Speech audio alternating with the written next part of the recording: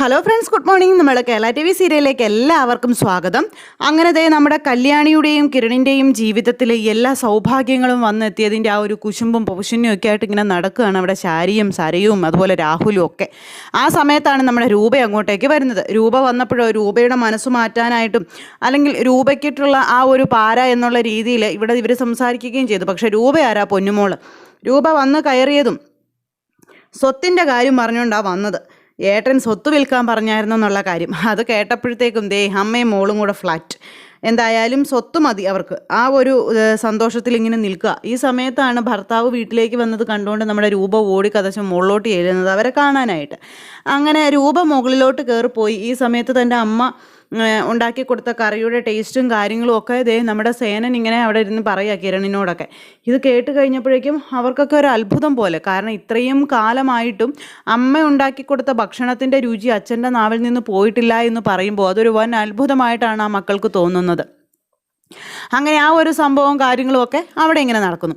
ഈ സമയത്താണ് നമ്മുടെ ബൈജുവിൻ്റെ ആ ഒരു മുന്നിൽ നിന്നുകൊണ്ട് സോണി തൻ്റെ ജീവിതത്തിൽ ഒരു പെണ്ണ് വരുമെന്നും ആ പെണ്ണിനെക്കുറിച്ച് ഞാൻ സമയമാകുമ്പോൾ പറയാമെന്നൊക്കെ പറയുന്നത്. അത് മറ്റാരുമല്ല, നമ്മുടെ സോണി തന്നെയാണ്. സോണി ബൈജുവിനെ തൻ്റെ ഭർത്താവാക്കാൻ തീരുമാനിച്ചു എന്നുള്ളതിൻ്റെ ആ ഒരു സൂചന കൊടുത്തിട്ടാണ് അവിടെ നിന്ന് പോയത്. പക്ഷെ പാവം ബൈജുവിന് അത് മനസ്സിലായില്ല കേട്ടോ.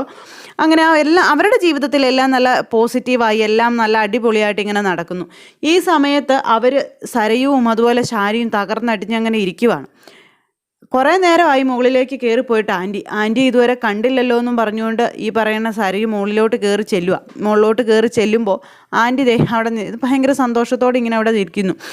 അങ്ങനെ കയറി ചെന്ന ആൻറ്റി എന്താ ഈ മുറിയിൽ തന്നെ വന്നിങ്ങനെ ഇരിക്കുന്നത്, പുറത്തേക്കൊന്നും ഇറങ്ങാത്തത് എന്താണെന്നൊക്കെ ചോദിച്ചപ്പോൾ പുറത്തേക്കൊന്നും ഇറങ്ങാൻ തോന്നിയില്ല എന്നും പറഞ്ഞുകൊണ്ട് ഇങ്ങനെ ഇരിക്കണം. ആൻറ്റി ഇങ്ങനെ ഒറ്റയ്ക്ക് ഇവിടെ കയറിയിരുന്നാൽ ഞങ്ങൾക്കത് സങ്കടമാവില്ലേ എന്നൊക്കെ ചോദിച്ചുകൊണ്ട് ഭയങ്കര സ്നേഹപ്രകടനങ്ങളും കാര്യങ്ങളും. അപ്പം ഞാനിവിടെ ഇച്ചിരി നേരം ഇരിക്കുന്നതിൽ നിങ്ങൾ എന്തിനാണ് സങ്കടപ്പെടുന്നത് എന്നിങ്ങനെ നേരത്തേക്കും ചോദിച്ചു സരയുവിനോട് രൂപ. പെട്ടെന്നാണ് ഈ സരയു ഇങ്ങനെ നോക്കുമ്പോൾ കാണുന്നത് കല്യാണിയുടെ വീടിൻ്റെ ആ ഫ്രണ്ടിലേക്കുള്ള ആ ജനൽ തുറന്നിട്ടിരിക്കുന്നു. ഇത് കണ്ടപ്പോഴേക്കും ഇവളത് കണ്ടുവെന്ന് നമ്മുടെ രൂപയ്ക്ക് മനസ്സിലായി. രൂപ ഇങ്ങനെ വല്ലാത്തൊരിതിൽ നിൽക്കുക. കുറച്ച് മുമ്പ് വരെ ജനലിലൂടെ പോയി നിന്ന് നോക്കിയിട്ട് വന്നതേ ഉള്ളൂ നമ്മുടെ രൂപ. അങ്ങനെ പോയി ഇത് കണ്ടു കഴിഞ്ഞപ്പോഴേക്കും ആൻറ്റി എന്തിനാ ഈ ജനലിങ്ങനെ തുറന്നിട്ടിരിക്കുന്നത്, അത് പിന്നെ ഇച്ചിരി കാറ്റൊക്കെ കയറട്ടെ എന്ന് വിചാരിച്ചാൽ മോളേന്ന് പറഞ്ഞപ്പം ബെസ്റ്റ്. എൻ്റെ ആൻറ്റി കാറ്റ് കയറണം എന്നുണ്ടെങ്കിൽ ഇതിനകത്ത് ഫാനില്ലേ, എ സി ഇല്ലേ, അതൊക്കെ പോരെ, പിന്നെ എന്തിനാ ജനലിങ്ങനെ തുറന്നിട്ടിരിക്കുന്നത്. ആ ജനൽ തുറന്നാലേ നേരെ കാണുന്നത് അപ്പുറമുള്ള കുറേ ദുഷ്ടക്കൂട്ടങ്ങളെയാണ്. അതുകൊണ്ട് ആ ജനലങ്ങ് അടച്ചേക്കാം. ആൻറ്റി ഒത്തിരി അവർ കാണണ്ട, അടുത്ത എന്തെങ്കിലും പാര വെക്കും, അയാളവിടെ വന്നിട്ടില്ലേ തുടങ്ങിയ രീതിയിലൊക്കെ സരയും ഇങ്ങനെ പറഞ്ഞു. അപ്പോഴേക്കും ആരെവിടെ വന്നാലും അതൊന്നും എന്നെ ബാധിക്കുന്ന കാര്യമല്ല മോളെന്നും പറഞ്ഞുകൊണ്ട് രൂപ ഇങ്ങനെ ഇവളുടെ മുന്നിൽ ഇങ്ങനെ ഒഴിഞ്ഞു മാറി അല്ലെങ്കിൽ രക്ഷപ്പെടാനുള്ള പരിശ്രമങ്ങൾ നടത്തുമ്പോൾ ആൻറ്റിയുടെ ഉള്ളിൽ വേറൊന്നും കാണില്ലായിരിക്കും. പക്ഷേ ആൻറ്റിയെ എങ്ങനെയെങ്കിലും വലയിലാക്കാൻ വേണ്ടി നടക്കുക അവർ എന്താ ചെയ്തു വെക്കുന്നതെന്നൊന്നും പറയാൻ പറ്റില്ല എന്ന് പറഞ്ഞു സാരിക്കും. അങ്ങനെ ആര് വിചാരിച്ചാലും എന്നെ വലയിലാക്കാനൊന്നും കഴിയില്ല മോളെ. എനിക്ക് തോന്നണം എന്ത് ചെയ്യണം എന്ത് ചെയ്യണ്ട എന്നുള്ളത്. എവിടെയാണോ ന്യായം ഞാൻ അവിടെ നിൽക്കുകയുള്ളൂ എന്നും പറഞ്ഞുകൊണ്ട് നമ്മുടെ രൂപ ഇങ്ങനെ നേരത്തേക്കും സരയുവിനെ പിടിച്ച് കുപ്പിയിലാക്കി. അത് പറഞ്ഞപ്പോൾ അതൊക്കെ ഞങ്ങൾക്ക് അറിയാം, എന്നാലും ആൻറ്റി ഒരെന്നാലും ഇല്ല, മോള് ചെല്ല്, എനിക്ക് തീരെ വയ്യ, എനിക്ക് ഒന്ന് കിടക്കണമെന്നും പറഞ്ഞുകൊണ്ട് രൂപ ഇങ്ങനെ എന്നിട്ട് ഒരു വയ്യാഴികയൊക്കെ അഭിനയിക്കുന്നു. ശരി എന്നാൽ ആൻറ്റി കിടന്നു, ഞാനിവിടെ അടുത്ത് വന്നിരിക്കണോ ആൻറ്റി? വേണ്ട, മോള് ചെല്ലാൻ പറഞ്ഞു. അങ്ങനെ മകൾ അങ്ങ് ഇറങ്ങിപ്പോയി. ആ സമയത്ത് പിശാച് ഒരു സ്ഥലത്ത് തന്നെ സ്വസ്ഥമായിട്ട് ഇരിക്കാൻ സമ്മതിക്കില്ല. എൻ്റെ ഭർത്താവിനെയും കുഞ്ഞുങ്ങളെയും കണ്ണിറയൊന്ന് കാണാൻ പോലും ഇവളൊന്നും അനുവദിക്കുന്നില്ലല്ലോ എന്നും പറഞ്ഞുകൊണ്ടാട്ടോ ഈ രൂപ അവിടെ അങ്ങനെ ഇരിക്കുന്നത്. സരയു എന്നിട്ട് താഴെ ഇറങ്ങി ചെന്നപ്പോഴേക്ക് ശാരി ചോദിച്ചു, ആൻറ്റി എന്തിയെ മോളെ, ഇതെന്താ നീ ആൻറ്റിയെ കൂട്ടാതെ വന്നത്? ആൻറ്റിക്ക് തീരെ വയ്യെന്നും പറഞ്ഞ് അവിടെ കിടക്കുക. പിന്നെ ഞാനോർത്ത് അവിടെ എങ്ങാനും കിടക്കട്ടെ എന്ന്. പിന്നെ അമ്മേ ഞാൻ കയറി ചെല്ലുമ്പോഴേ അവളുടെ മിണ്ടാത്തവളില്ലേ, ഇനി മിണ്ടാത്തവളെന്ന് എന്തിനാ നീ പറയുന്നത്? എന്നാലും അവളെൻ്റെ മുന്നിൽ മിണ്ടാത്തവൾ തന്നെയാണ്. അവളുടെ വീടിൻ്റെ മുന്നിലേക്കുള്ള ജനലൊക്കെ തുറന്നേ ആൻറ്റി അവിടെ അങ്ങനെ ഇരിക്കുന്നു. ജനൽ തുറന്നിട്ടോ? അവൾ ജനലിൻ്റെ ചോട്ടിൽ നിന്ന് അവർ നോക്കുമായിരുന്നോ? നോക്കുന്നതൊന്നും ഞാൻ കണ്ടില്ല. ഞാൻ ചോദിച്ചപ്പോൾ കാറ്റ് കൊള്ളാനാണെന്നാണ് പറഞ്ഞത്. കാറ്റ് കയറാനാണ് ഫാനും എ സിയൊക്കെ മുറിയിലില്ലേ, അത് ഞാൻ ചോദിച്ചു. അപ്പോൾ പുറമേ നിന്നുള്ള കാറ്റ് കയറാനാണത്രേ. എന്തായാലും എന്തൊക്കെയോ വശപ്പശ കൊണ്ടമ്മയെന്ന് പറഞ്ഞപ്പോഴേക്കും ബഗാസുരം വന്നു. എന്താ കാര്യം ചോദിച്ചു. ഇവരന്നേരം കാര്യം പറഞ്ഞു. എന്തോ പ്രശ്നമുണ്ട്, അത് 100% ഉറപ്പാണ്. അവളുടെ സംസാര രീതിയിലും അവളുടെ പെരുമാറ്റത്തിലൊക്കെ പണ്ടത്തേതിനേക്കാൾ ഒരുപാട് മാറ്റം വന്നിട്ടുണ്ടെന്ന് ഇയാൾ പറയാം. ഒരു കാര്യം ഞാൻ പറഞ്ഞേക്കാം, അവളുടെ മേൽ എപ്പോഴും ഒരു കണ്ണ് വേണം. അവളും CS കൂടി എങ്ങാനും ഒന്നിച്ചാൽ അത് നമ്മൾ ആത്മഹത്യ ചെയ്യുന്നതിന് തുല്യമാണ്. പിന്നെ സത്യങ്ങളെല്ലാം അവൾ അറിയും. ഒരു കാലണ പോലും പിന്നെ നമുക്ക് കിട്ടില്ലെന്നും പറഞ്ഞുകൊണ്ട് ഇങ്ങനെ ഈ ബകാസുരൻ പറഞ്ഞു കൊടുക്കുക. അവളും അവളുടെ മക്കളും തമ്മിൽ ഒരിക്കലും ഒന്നിക്കില്ലെന്നേ. കാരണം അവൻ CS എന്ന് പറയുന്നവന് മക്കളോടൊപ്പം ഉള്ളപ്പോൾ ഒരിക്കലും രൂപ അവരെ സ്വീകരിക്കില്ല എന്ന് ശാരിത അർപ്പിച്ച് പറഞ്ഞു. പറയാൻ പറ്റത്തില്ല. സത്യങ്ങളെല്ലാം പുറത്തു വന്നു കഴിഞ്ഞാൽ ഒരുപക്ഷെ എന്ത് സത്യങ്ങൾ? എന്താ നിങ്ങളാണോ ഞാൻ പറഞ്ഞതുപോലെ ആ താരയുടെ കൊച്ചിൻ്റെ അച്ഛൻ? ശാരി, ഞാനൊരു കാര്യം പറഞ്ഞേക്കാം. എന്തെങ്കിലും ഒന്ന് പറഞ്ഞു തരുമ്പോൾ എൻ്റെ മെക്കിട്ട് കയറാനല്ല നോക്കേണ്ടത്. ഞാൻ പറയുന്ന കാര്യങ്ങളുടെ നിജസ്ഥിതി മനസ്സിലാക്കുകയാണ് വേണ്ടതെന്നും പറഞ്ഞ് ബകാസുരൻ അന്നേരം ദേഷ്യപ്പെട്ടു. ഞാൻ പറഞ്ഞതേ ഉള്ളെന്നും പറഞ്ഞുകൊണ്ട് എങ്ങനെ ഇരിക്കുക, നീ ഒരുപാട് പറയണ്ടെന്നും പറഞ്ഞ് അങ്ങനെ ഇരിക്കുന്നു ഇവർ. ആ സമയത്താണ് അവിടെ വീട്ടിൽ കിരണും കല്യാണിയും അച്ഛനും എല്ലാവരും ചേർന്ന് ന്യൂ ഇയർ അല്ലേ വരുന്നത്, എല്ലാം ഒന്ന് അടിച്ചു പൊളിക്കണം. അപ്പോൾ അതിന് വേണ്ടിയിട്ടുള്ള ഒരുക്കങ്ങളൊക്കെ നടത്താൻ വേണ്ടിയൊക്കെ ഒരുങ്ങുന്നത്. അപ്പോൾ അമ്മയില്ലാത്തതിൻ്റെ സങ്കടം കൊണ്ട് CS ഒന്നിനും അങ്ങ് തയ്യാറായില്ല. അപ്പോഴേക്കും മക്കൾ പറഞ്ഞു, ഈ ന്യൂ ഇയർ ഇങ്ങനെ പോട്ടെ വെച്ചാൽ അടുത്ത ന്യൂ ഇയറിന് ഉറപ്പായും അച്ഛനോടൊപ്പം അമ്മയുണ്ടാകും എന്നും പറഞ്ഞ് ഉറപ്പ് കൊടുക്കുക. അത് കഴിഞ്ഞ് അവരവിടെ ഒരുക്കങ്ങളും കാര്യങ്ങളെല്ലാം നടത്തുന്നു. ഈ സമയത്താണ് നമ്മുടെ രൂപ പോവുകയാണെന്നും പറഞ്ഞ് ഇറങ്ങി വരുന്നത്. രൂപ ഇറങ്ങി വന്ന സമയത്ത് അവിടെ ഒരുക്കങ്ങളും കാര്യങ്ങളെല്ലാം കാണുന്നു. കണ്ട രൂപ ഇങ്ങനെ സന്തോഷത്തോടെ ഇങ്ങനെ നിൽക്കുന്നു. തൊട്ടരികിൽ ഈ പൂതനകളും വന്ന് നിൽക്കുക. ഇത് കണ്ടോ ആൻറ്റി, അവരുടെ വീട്ടിൽ എന്തൊക്കെ സന്തോഷങ്ങളാണ് നടക്കുന്നത്. അപ്പോഴേക്കും രാഹുൽ, രൂപേ, നിന്നെ വശീകരിക്കാൻ നിൻ്റെ മനസ്സ് മാറ്റാനായിട്ട് നിൻ്റെ മക്കളും അവനും ഒരുപാട് ശ്രമിക്കും. നീ ആ ചതിക്കുഴിയിലൊന്നും വീണ് പോകരുതെന്നിങ്ങനെ പറഞ്ഞപ്പോൾ, എന്നെ ചതിക്കാൻ ഞാൻ ആരെ അനുവദിക്കില്ല ഏട്ടാ. ആരൊക്കെ എന്തൊക്കെയാണ് ചെയ്യുന്നതെന്നും ആരുടെയൊക്കെ മനസ്സിൽ എന്തൊക്കെയാണെന്നും എനിക്ക് നന്നായിട്ട് അറിയാം. അതുകൊണ്ട് ഒരു ചതുക്കുഴിയിൽ ഞാൻ പെടില്ല. അതൊന്നും ഓർത്ത് എൻ്റെ ഏട്ടൻ പേടിക്കേണ്ടെന്നും പറഞ്ഞുകൊണ്ട് രൂപ ഇങ്ങനെ പറയാം. അങ്ങനെ അത് പറഞ്ഞുകൊണ്ടിരിക്കുമ്പോൾ, എന്നാലും എൻ്റെ രൂപയെ വല്ലാത്തൊരു ചതിയായി പോയല്ലോ. നമുക്ക് നഷ്ടങ്ങൾ മാത്രമേ ഉണ്ടാകുന്നുള്ളൂ. സത്യം, അവൾക്കിപ്പോൾ എല്ലാം കിട്ടി, എനിക്ക് മാത്രം ഒന്നുമില്ല, എനിക്കുള്ളതെല്ലാം നഷ്ടപ്പെട്ടു പോവുകയും ചെയ്തെന്ന് പറഞ്ഞപ്പോൾ, ഇതൊന്നും കാണാതെയും കേൾക്കാതെയും എത്രയും പെട്ടെന്ന് ഇവിടെ നിന്നൊന്നും അമേരിക്കയ്ക്ക് പോയാൽ മതിയായിരുന്നു. രൂപേ, ഈ കച്ചവടത്തിൻ്റെ കാര്യം നീ ഒന്ന് എളുപ്പമാക്കണേ. അതൊന്ന് വേഗം വിറ്റ് കിട്ടിയിട്ട് വേണം നമുക്കൊക്കെ മനുമോനോടൊപ്പം അമേരിക്കയ്ക്ക് പോകാനെന്നും പറഞ്ഞുകൊണ്ട് അങ്ങനെ പറയുമ്പോൾ, അതൊക്കെ ഞാൻ ഏറ്റെടുത്തി. ഞാനൊരു കാര്യം പറഞ്ഞിട്ടില്ലേ, അത് ഞാൻ അങ്ങനെ തന്നെ ചെയ്യുകയുള്ളൂ.